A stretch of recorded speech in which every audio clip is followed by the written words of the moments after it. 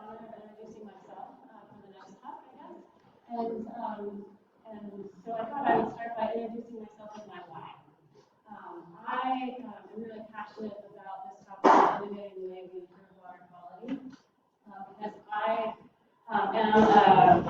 I escaped New York City, where I was a fashion designer, to become a raft guide in West Virginia. And working in West Virginia, and I know I don't have to explain to this group why I've chosen to live in mining and mountain communities for my entire adult life that I've had choices for, because I know you're there with me. In West Virginia, I was a raft guide on the Cheat, the Gauley, and New Rivers. And there would be days when the river, next slide, please, would be just the most amazing place, any river in the world that you sit by. It has some amazing spots, and we've all been there. And it would be gorgeous. And then, next slide, please. There would be days that the Cheat River would look a lot like this. And it was an interesting journey working in the water because as a raft guide, your hands are always wet, you're always in the water. And so it was a daily battle between if the sores on my hands were from staph infections, which would happen sometimes when we'd have high water and hurricanes, we'd get these big flushes and would change the water quality, or when it would turn orange. And the interesting thing about when it would turn orange is that it would, because there were a lot of mines in the coal country that were in sharing the landscape where we lived. When it turned orange, a lot of people would be concerned. And then there would be days when it would go back to clear again. And that's the days that the sores on my hands would actually clear out. Because it's actually, as you all know, when water turns clear, it's not because it's cleaner sometimes, it's because it's actually reached an even lower level of pH, and that acidity was what was part of helping clean up the sores on my hands from other things. So that's my personal journey with water quality, and that's part of how we realize, and I relate to the fact that water is everything. Water is the center. And when we talk about water here for our watershed, we're talking about water for 7.8 million water users that share our water with us all the way down to the Gulf of Mexico and California. Next. And so I signed up for this journey, and I'm sure you all have your own why. The other one I'd like to share is for Mountain Studies Institute. So we haven't spoken much about my own organization, but Mountain Studies' mission is to empower communities, managers, and scientists to innovate solutions through advancing mountain research, promoting education, and accelerating best management practices so that we can all live here and enjoy this beautiful environment that we love and have sustainable communities that can work and live and play here in these mountains. And so when we look at how do we find new solutions for old mines, the conversation is pretty complicated, and this was a really fun graphic recording, it's called, in a workshop that Devin and I had an opportunity to take this conversation to a recycling metals conference and broaden our environment. So what I want to talk a little bit about today is what we have been learning as we've been trying to figure out this problem and bring solutions to the surface. Next slide. And so basically, it comes down to it's an ecosystem. It takes a lot of pieces, and it's a wicked problem, as they call it. It's not something that you can solve in isolation. It's not simple. It's complicated, and none of us individually own the power or have the ability to fix it and solve it ourselves. It's complex. It takes collaboration, and as Dan said, cooperation and communication to solve it. So in talking to people, what's the problem? Where's our pain point? It takes businesses and founders and ideas, right? Well, the trouble is we have good ideas, and we have some that have progressed, but they need access to places to test. They need to be able to actually access the water and get through the liability problem. And they need funding. Agencies, of course, are part of the puzzle. They need verified results. And they need to be able to compare one good idea to another through a consistent framework that we can share.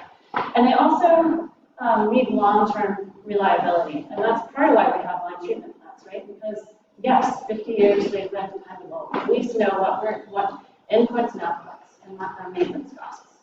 And then cost, of course, is just they need funding. Okay, it's back to funding. And then for the public, they need guaranteed results. And since we ultimately all pay into the system one way or another, we're also looking for cheaper solutions. So that kind of goes back to funding, right? So that's what we're working on, is trying to figure out where those pain parts are and how we can bring it forward. So the next couple of slides are going to walk us through kind of summarizing over the last 3 years, each of these conferences we've been intentionally asking questions and trying to move the ball forward. And so I wanted to kind of bring that all together in one space and help share what we've learned and ask a few questions. So we first started by asking, what is the problem that we're trying to solve at the first Innovation Expo in 2007? And we did an exercise with sticky dots, and I'm sparing you that trouble today, because I know you love sticky dots. But basically, it came down to our top 3 problems of political, legal, and regulatory limits. How do we find a way to actually work together?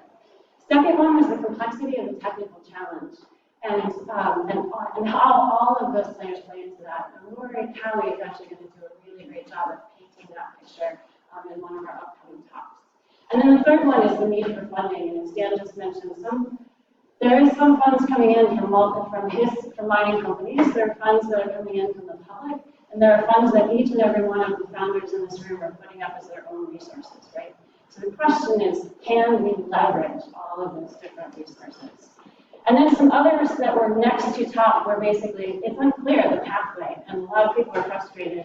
And this means everybody, founders, agencies, scientists, etc. There's just no clear way to make it to the finish line. So we need that roadmap. The second one is market solutions.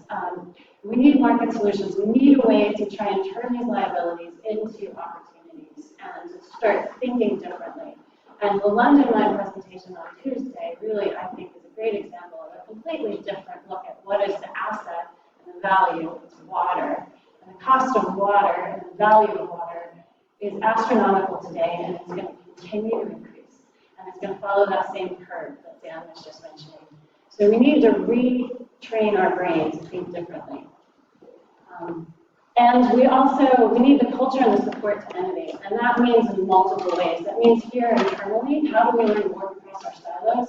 And it means upstream to downstream, how do we work together to push for those priorities, and how do we give everyone a voice? And how do we make that voice into meaningful forward vision and progression? And then also it requires persistence and leadership. And this is an interesting one. Leadership, not in the sense of the wise old sage, the graybeards and the Yodas, but the leadership of training the leadership.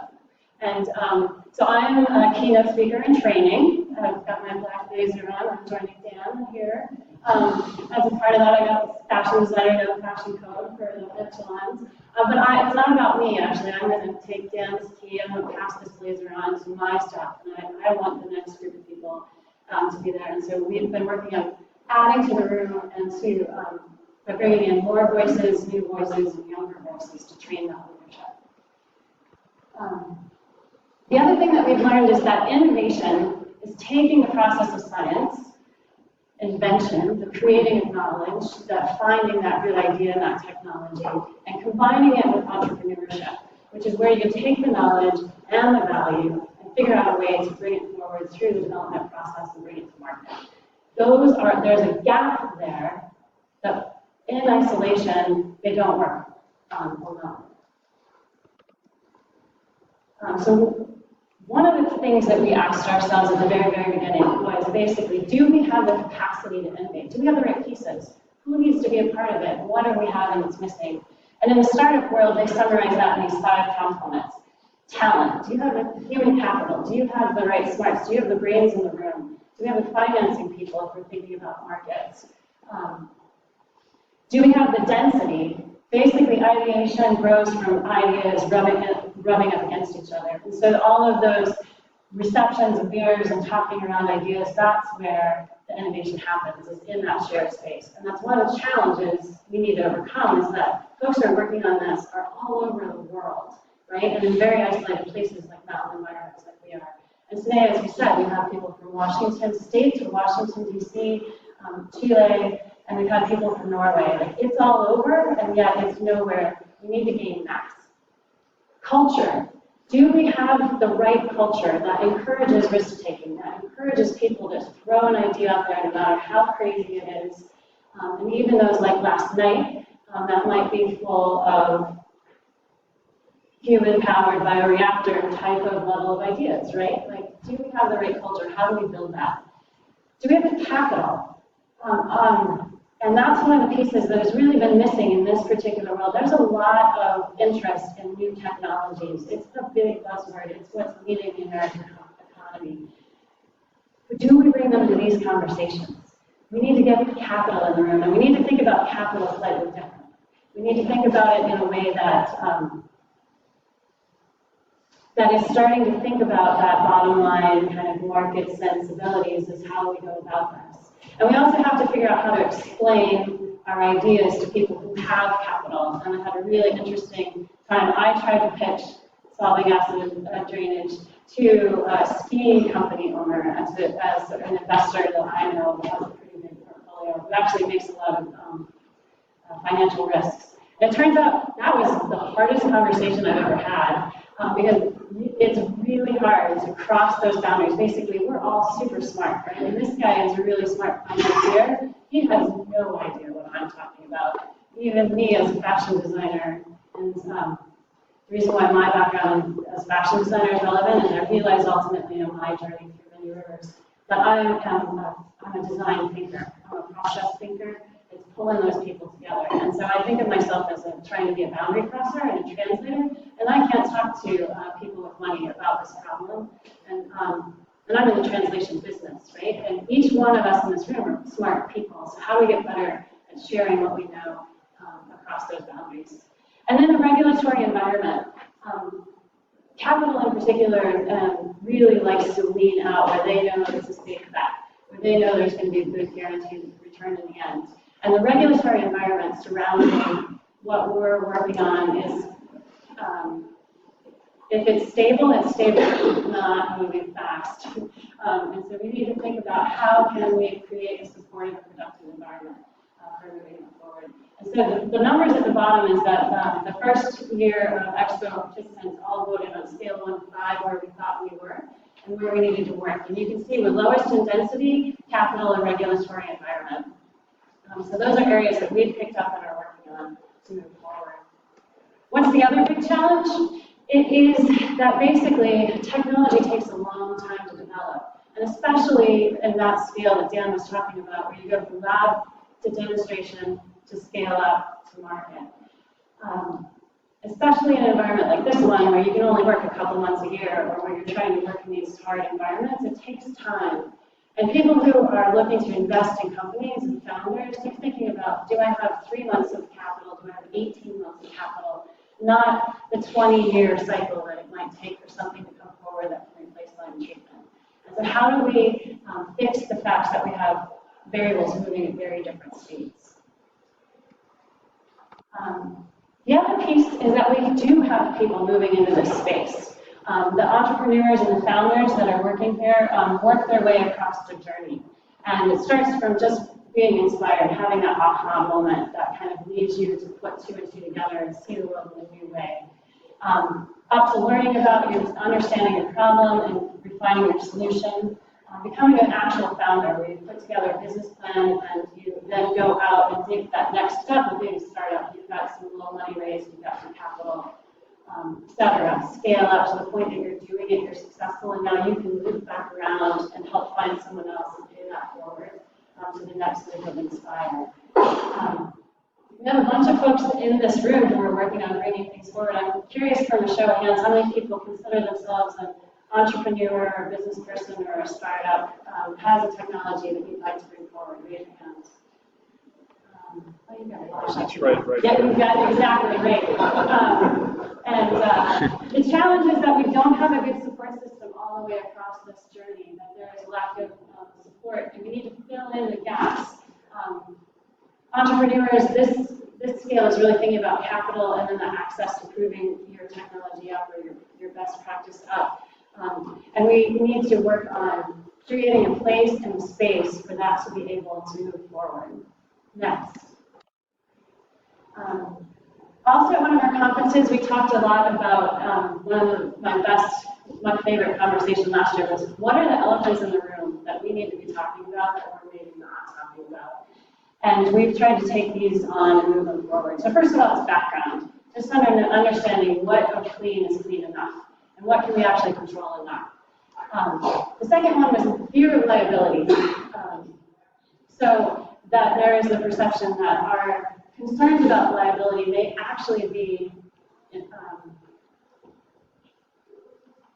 more vocalized than is necessary, that we're actually talking ourselves out of what we can do, and that circles down to the bottom of, let's figure out more what we can do with the tools, rather than spending as much time talking about the limits and what we can't do, if that makes sense.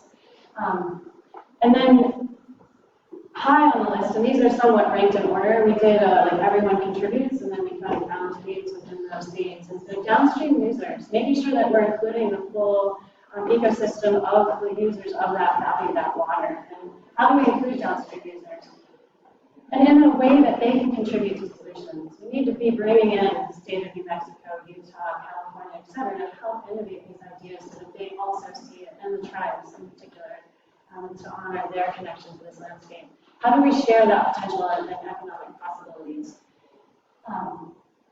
And then the other one is that isolated efforts. There's a lot of folks who've been working on making progress. And so how do we value some of those small steps, but add them together in a more efficient way? How do we get more efficient at collaborating and focusing on that? And then clearly, the next generation of solvers. One of my favorite Buckminster Fuller sayings is, let's not, it's something to the effect of, let's not tell the future what they can't do. Let them figure it out for themselves, right? Like, let's bring them in the room and invite them to this level. Much more than we have, and we've been working on doing that each year, and I'm so excited to see so many students and so many professors and young career people here. You are definitely part of our mission. So, if we were to take that on, what if there was a place that was dedicated to trying to bring together those pieces? And a place is both physical, the spot to actually gather, so that if there really are 150 people that want to be in this room, how do we have the room for that? Or do they need a conference? What are the other pieces? What are the parts that moves this forward, especially because we are all over the world? And in listening and talking, it's complex because, as we said, there's at least those three users: the businesses, the agencies, and the communities. There's the researchers, there's the universities, there's the venture capital, right? It's a big circle. And so, in bringing all of that forward from a physical perspective, we've heard these things are important. To have an acceleration space, that physical hub where you go and you share ideas and you get creative. A validation, access to field sites, and then a validation lab so that you can right there iterate. Failure is the secret to success, right? If we can speed up how fast we're failing and how we understand the problem, we can do it better and faster. And then to be able, from the Silverton perspective, to have those folks stay here, scientists and residents, similar to the way OFBs are doing artists and residents. Can we actually find a way to support people to be in one place? And I'm proposing Silverton, it could also be somewhere else. And then the offices and the classrooms and the just real life space of, we know you all need to check your email and stay in touch with the world and push those presentations out there. So how do we support that? It is a work environment. So here's what we're proposing are the elements, and I'm here for feedback today. And we're calling it a Science and Innovation Center. And it has several pieces, so let's break it down. So one of it is, there's three things we need to do, which is to innovate, to accelerate, and to help solve and invent. And so first of all, to innovate, we need to bring folks together, and so we're proposing we need a network. We need an ability to dialogue and connect, to take the kind of LinkedIn thing, but to the next level, so that we're actually enabling.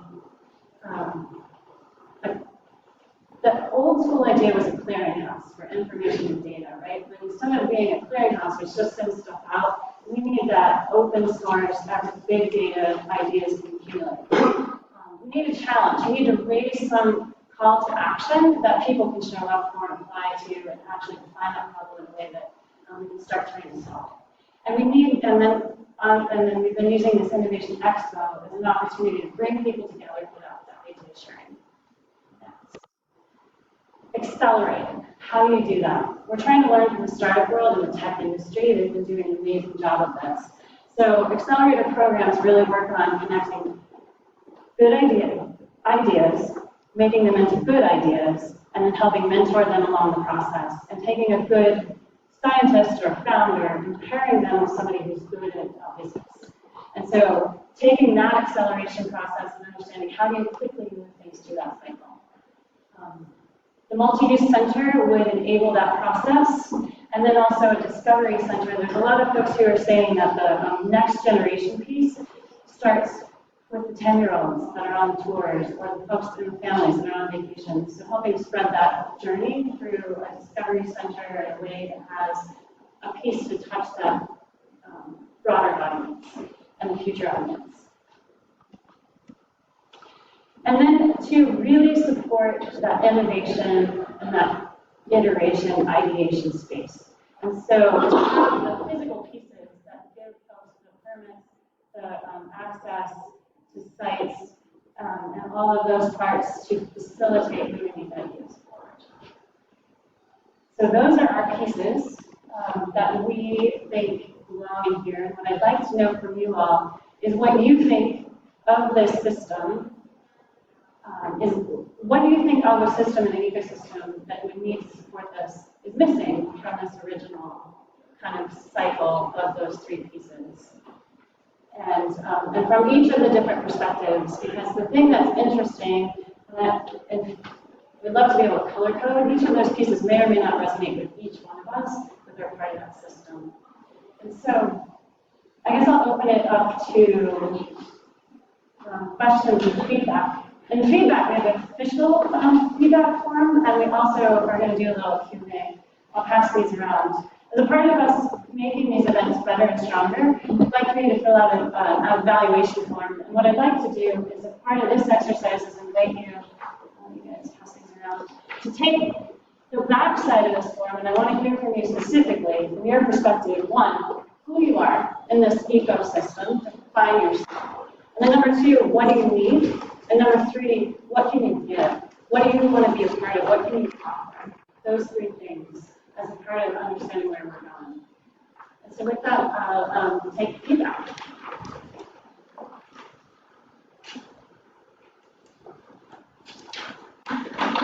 Luke. So I'm from Canyon City, and over the last decade, it's been known as a prison town.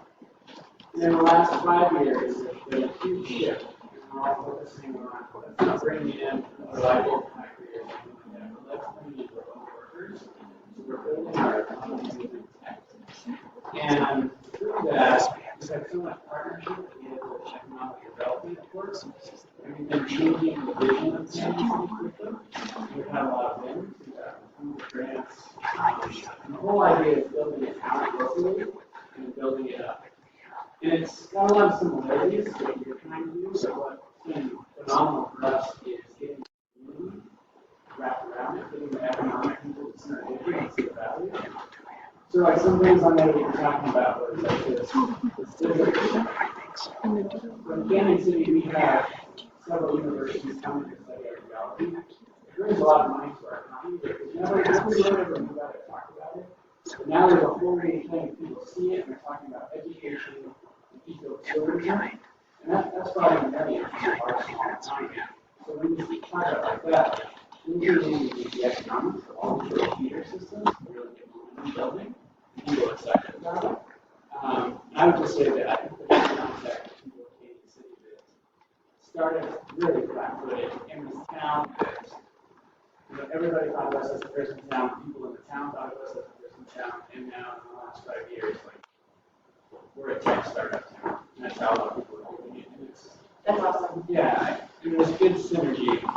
Definitely. Thank you very much. Absolutely. I think that's a key piece, and that's part of why, to your point of the visitor center is important to Silverton, even if that's something that may or may not resonate with the founder here. And so we're trying to build those synergies and those connections. Thank you. Pete. Marcie, I'm thinking if we can concentrate on the actual physical location and identify that and secure that, the rest will come.